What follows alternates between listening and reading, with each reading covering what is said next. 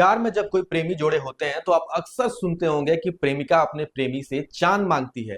लेकिन जयनगर वाले बिजली विभाग के इंजीनियर साहब की गर्लफ्रेंड तो सच में बहुत ही तेज निकली।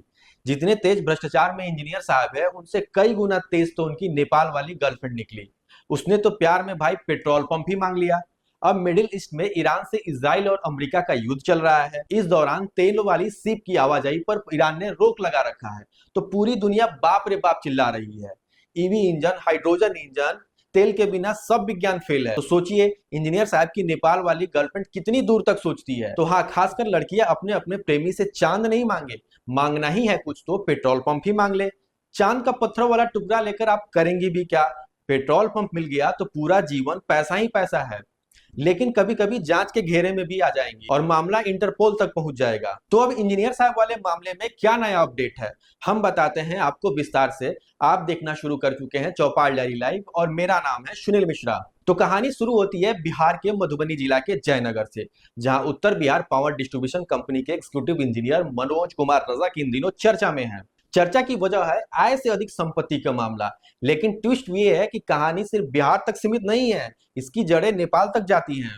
आर्थिक अपराध इकाई ने जब छापेमारी की तो खुलासा हुआ करीब 1.5 दर्जन अचल संपत्तियों का, और इनमें से कुछ संपत्तियां मिली नेपाल के काठमांडू और सुनसरी में। अब यहाँ कहानी में एंट्री होती है नेपाल कनेक्शन की और सोशल मीडिया पर चलने वाली पेट्रोल पंप थ्योरी की। सूत्र बताते हैं कि इंजीनियर साहब महीने में कई बार नेपाल जाते थे, कहाँ ठहरते थे, किससे मिलते थे।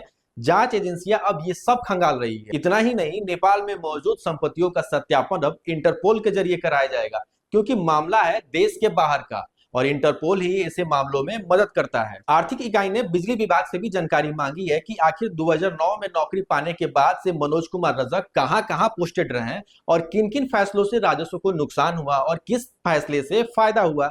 मतलब साफ है, अब सिर्फ प्रेम कहानी नहीं, पूरा प्रॉपर्टी पोर्टफोलियो खुलने वाला है। और सोशल मीडिया क्या कह रहा है? तो कह रहा है कि चांद मांगने का जमाना गया, अब पेट्रोल पंप मांगो। वैसे भी जब दुनिया तेल के लिए परेशान है तो प्यार में फ्यूचर प्लानिंग तो जरूरी है ना। फिलहाल इंजीनियर साहब की मुश्किलें बढ़ती दिख रही हैं। इंटरपोल जांच, आर्थिक इकाई की पड़ताल और विभागीय रिपोर्ट सब मिलकर इस कहानी को और भी दिलचस्प बनाने वाला है। अब देखना यह है कि मामला सिर्फ प्यार और पेट्रोल पंप तक सीमित रहता है या फिर खुलता है एक बड़ा भ्रष्टाचार का खेल। वीडियो पसंद आए तो लाइक, शेयर और सब्सक्राइब करें।